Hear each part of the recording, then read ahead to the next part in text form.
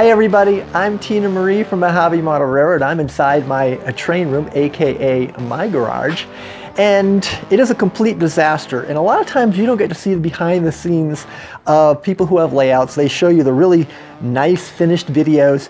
I wanted to take a minute to talk about why I haven't posted a video in a couple months, why my garage is an absolute mess, and the reasons why I've really been depressed over the last few months because of what transpired and things we don't think about when we're designing and building a layout in the locations that we're building it.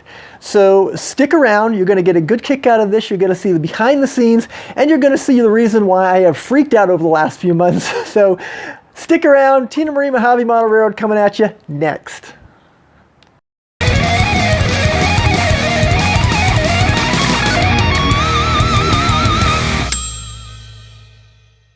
Hey everybody, Tina Marie. So let me tell you what happened, why I am so depressed, and the fact that this weekend I'm going to try to rectify this. So back in the beginning of December, for those of you who don't know, I have my layout in my garage. And I literally have the sectionals, and I have 13 different sections. They was backed up right next to the garage door. I had about 6 inches space. Beginning in December, a spring broke on the garage door, and the landlord needed to get somebody in here to fix it. I thought I was going to get at least a 48-hour notice. I was given roughly about 15 to 20 minutes, and they were going to have somebody here to fix it. Now that's great. I love my landlord. That's awesome. They're right on top of things. But it was not good when you have to take sectionals apart that already have scenery on them. Within 15 minutes, I was literally ripping sections of my sectionals apart, which I'm going to show you some of the video, and we'll talk about why that was an issue and what I would definitely do differently moving forward if I ever built another sectional.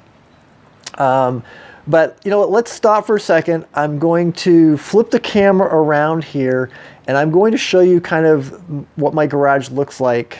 And understand, I'm a Virgo, okay? I'm a Virgo, I was a September baby, and I am very detailed, neatly organized. So to come out and see a mess that I see here was very depressing. And I did not want to be in the garage. I didn't even know where to start or where to begin because I don't have a lot of time to spend in my layout. I just didn't feel like spending 2 months fixing everything I had to rip apart in 15 minutes. So let me flip the video around. I'm going to show you the garage. Again, it is a mess. I have nothing to hide here, you can see. And, you know, maybe some of you will relate to this and I can help some of you out when you think of designs for your layout, what you might be thinking about depending on the location you are in. So let's get this camera switched around. So hold on. So hopefully you'll be able to see and hear this. It's going to be a little shaky. I'm going to hold this by my hand, but you're going to see here. So first of all, besides the fact that we had to rip this layout apart, and I'm going to show you what transpired. Let me come over here. So this is what happened. Hopefully the lighting isn't too bad in here. But I had to rip this whole section out because as you can see, it comes right up here to the door. And I had to pull these sections completely out of the garage and back. And when I did the layout, I intentionally set it up with these pieces, just like you would do with a normal modular layout. They were set up to give a little flexibility. And that's fine with these areas here because I hadn't done any scenery. But as you can see over here, and I'll get a close up here in just a second because I've got to find a way to get in there. I had to find a way to rip that all apart. Now, in the meantime, as you can see, that UFO that I had in the last video is still sitting there. My desk is a mess. I have tools here all on the floor. Partly because those of you that criticize me, I'll show you real quick. Look at, that's my son's new charger. Yeah, remember at Christmas I did a little joke video on him? Well, he has a charger now. So those of you that gave me a hard time, stop. He's got his own charger now. Anyway, so this whole area is a mess. Everything from underground, just tools everywhere. I had to just move everything to try to get, even in the back here, just absolute chaos and mess. Let me see if I can get over here, because I might not even be able to get back there. Just an absolute disaster in order for me to get back underneath here. In fact, you know what? You're going to love this. I am going to crawl underneath one of these modulars. Let's crawl underneath here so you can see in real time what I would have to do right now if I wanted to work on my layout. This is how depressing it is. Okay, so let's come over to this section here. So you can see I literally had to rip that apart. All the screws to pull them out, all the wiring I had to pull off real quick. This section here that was all scenery, just ripped apart in order to pull this section back. I usually have all my totes underneath here. We had to move totes to get stuff back, so that's a mess. I'm going to come over this side here. Again, we have all these totes that are normally underneath. Just a mess. Absolutely complete disaster. Okay, so now that you've seen what a disaster this is, and I mean it literally just ripping everything apart, very depressing. Very depressing. You can see those sections. This section here ties into this section back here. I haven't even put it together. That back section on this side over here ties in over here. That's all off. Just an absolute mess. And this is all because I didn't think ahead that what if they have to replace the springs, or even what if they had to get in to replace the hot water heater. This is all things that we need to address. So one of the things I want to show you is right here. So as most modulars that people travel with, they have these sections that are 3 to 6 inches long, and it makes it easy because if things are off just a little bit, they match up great. All right, so my plan, I don't know if I can get this in here so you can actually see it. So my plan was that these would just be dremeled whenever I decided to move. That was the plan. But I didn't have time to Dremel. I literally just had to rip them off these sections. They were already, weathered, road bed on them. So I literally had to rip them up in order to move this section. Now, if I was going to do this again, one of the things I would probably do, and this is a good tip, even those of you that have modular layouts, one of the things I wanted to do, and I didn't do because I had already built these, I would have taken a piece of styrene the size of my Dremel cutting tool, and I would have put it in between this section and put the sections together with that piece of styrene in there.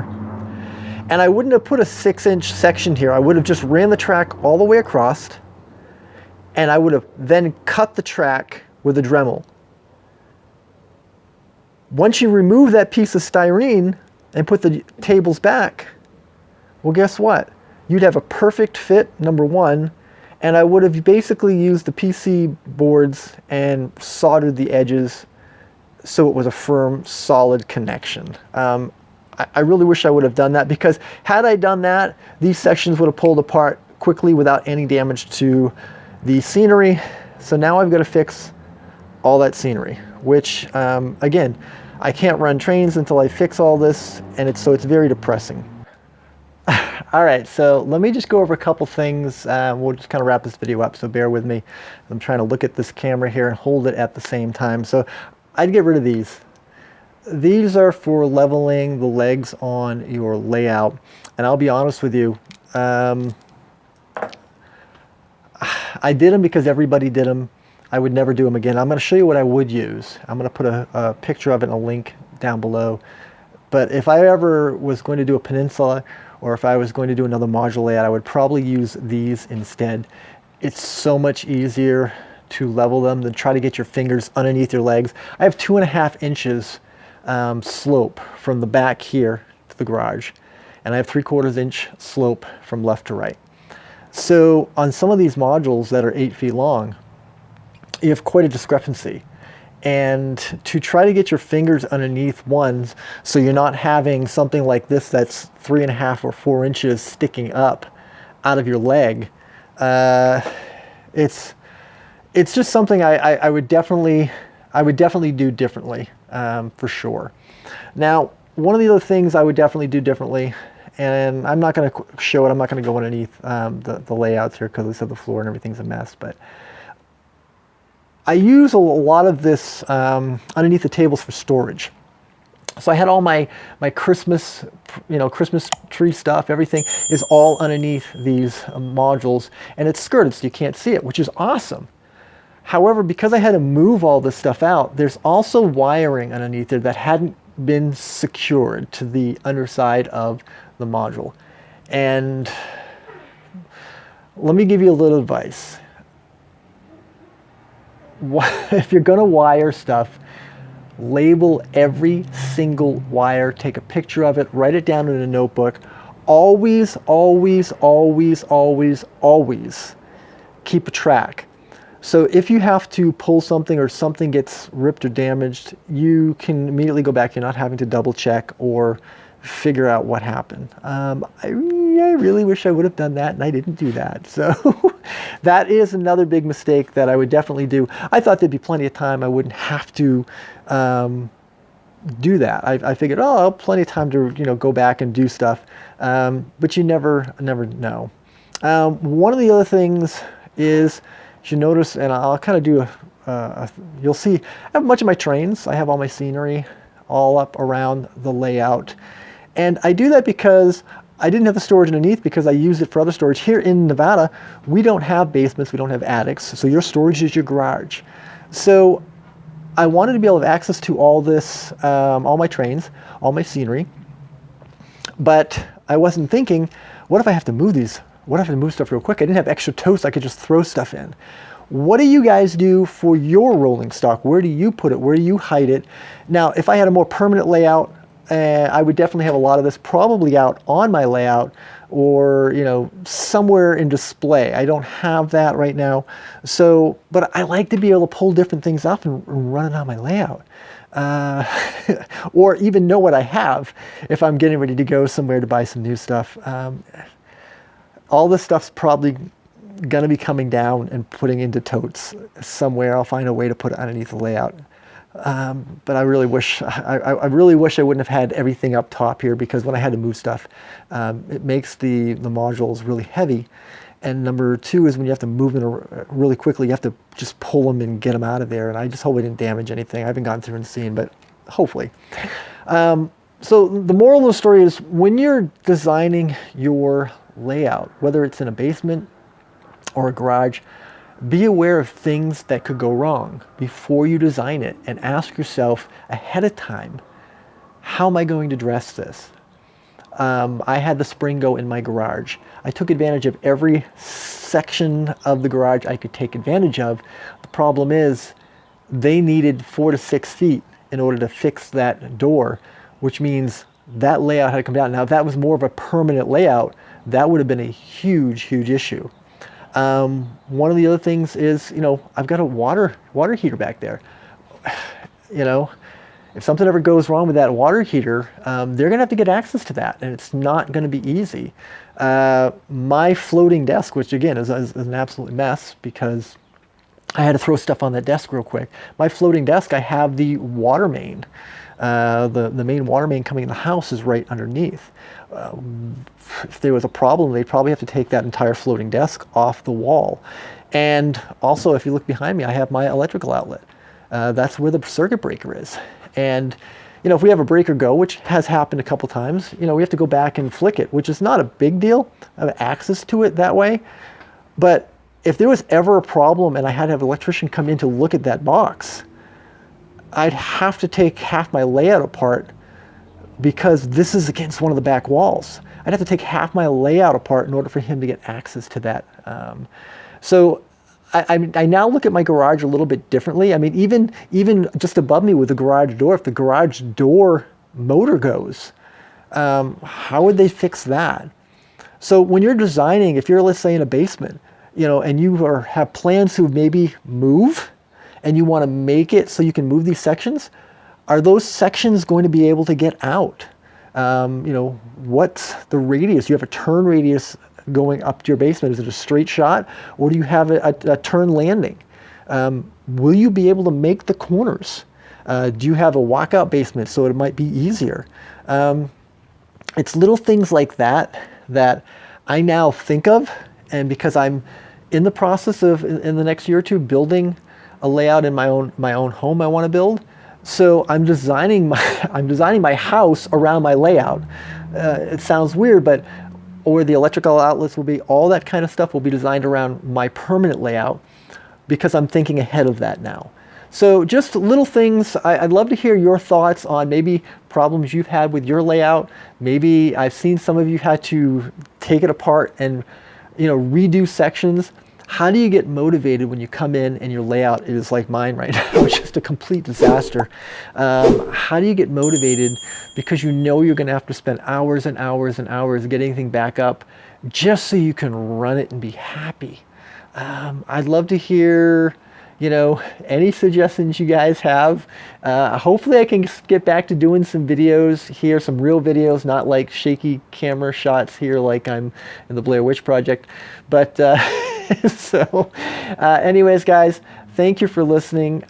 Bear with me this weekend. My goal is to try to get this layout back together and at least maybe even back running. So I have the next week planned to allocate to just nothing but getting everything cleaned up and organized in this garage so I can get back to doing projects, because I do have some projects I want to get done that have been sitting on the back burner. So everybody, enjoy your weekend. Happy model railroading, and don't let these mistakes frustrate you. Find a way to push through it. Find the positiveness, one of the things that I definitely took away from this whole experience is how I'm going to plan, and I'm going to plan ahead for any future layouts and any other layouts that I'm going to be doing for people. I'm going to plan ahead, really, really plan ahead, so they don't have to have issues like I'm having. So everybody enjoy. I'm Tina Marie, Mojave Model Railroad. Talk to y'all later. Bye.